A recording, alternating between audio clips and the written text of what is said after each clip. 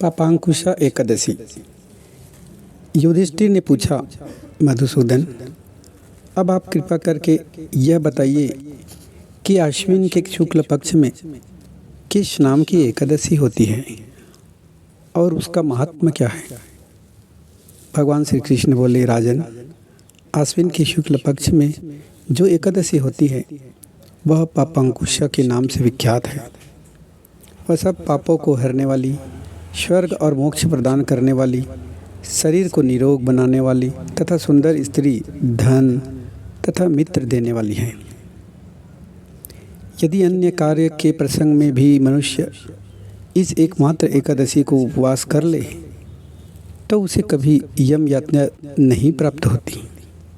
राजन, एकादशी के दिन उपवास और रात्रि में जागरण करने वाले मनुष्य अनायास ही दिव्य रूपधारी, चतुर्भुज, गरुड़ की ध्वजा से युक्त, हार से सुशोभित और पीताम्बर धारी होकर भगवान विष्णु के धाम को जाते हैं।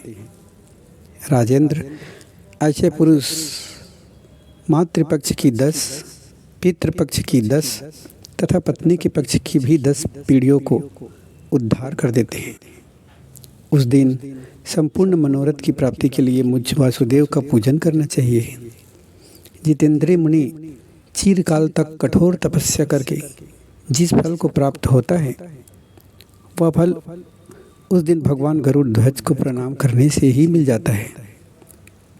जो पुरुष स्वर्ण, तिल, भूमि, गौ, अन्न, जल, जूते और छाते का दान करता है वह कभी यमराज को नहीं देखता।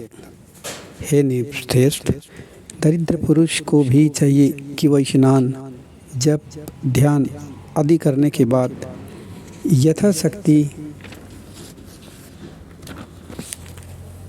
होम, यज्ञ तथा दान वगैरह करके अपने प्रत्येक दिन को सफल बनाए। जो होम, स्नान, जप, ध्यान और यज्ञ आदि पुण्य कर्म करने वाले हैं उन्हें भयंकर यम यातना नहीं देखनी पड़ती। लोक में जो मानव दीर्घायु, धनाढ्य, कुलीन और निरोग देखे जाते हैं वे पहले के पुण्यात्मा हैं। पुण्यकर्ता पुरुष ऐसे ही देखे जाते हैं।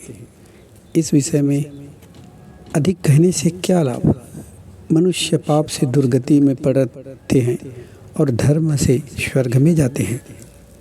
राजन, तुमने मुझसे जो कुछ पूछा था उसके अनुसार पापांकुशा एकादशी का महत्व मैंने वर्णन किया। अब और क्या सुनना चाहते हो?